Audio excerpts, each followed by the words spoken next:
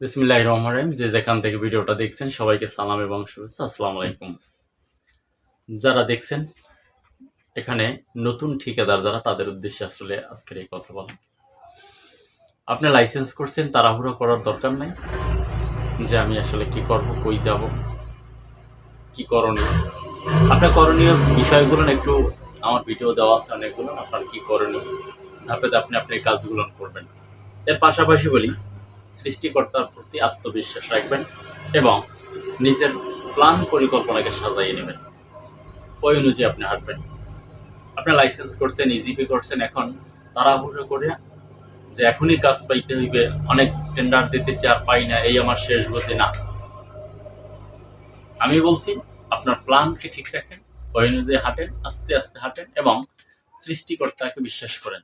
এটা হচ্ছে একটা গুরুত্বপূর্ণ পয়েন্ট। আমি বলি সৃষ্টিকর্তাকে বিশ্বাস করবেন। আপনি যে ধর্মের মানুষ হন, আপনার ভাগ্যে যদি কোনো কিছু থাকে কেউ নিতে পারবে না। আপনারটা আপনার জন্য বরাদ্দ। এটা যদি একটা বাস্তব উদাহরণ বলি, আমি একটা ফর্ম কিনছি, একটা ফর্মে আমি একটা কাজই পেয়েছি। আবার দেখা গেছে অনেক লোক 99 100-র মতনও ফর্ম কিনছে, এরকমও আছে। আমার হাতে পূরণ করছি, একটা লোক 199টা ফর্ম কিনছে। তাহলে একই টাইমে এতগুলো ফর্ম কিনলো, কিন্তু সে কাজ পাইলো একটা। আর আমি একটা ফর্ম কিনছি, আমিও কাজ পাইলাম একটা। তাহলে এটা একটা ভাগ্যের ব্যাপার। অবশ্যই যে ধর্মের হন, আপনি আপনার বিশ্বাসটা রাখেন যে আল্লাহ যদি চায় কাউকে অনেক পরে উঠাই নেবে, এটা সত্য। আবার যদি চায় বইমুখও করতে পারে। অতএব আপনার বিশ্বাসটার উপরে এটা অটল থাকবেন এবং আস্তে আস্তে হাঁটার চেষ্টা করবেন। হুটহাট করে অনেক কিছু করবেন সেই চিন্তাটা করবেন না। আমি এটা আরো যদি ক্লিয়ার বলি, রিজিকের ব্যাপারটা সম্পূর্ণ আল্লাহর হাতে। আমি ইদানিং একটা ব্যাপার একটু ক্লিয়ার করি।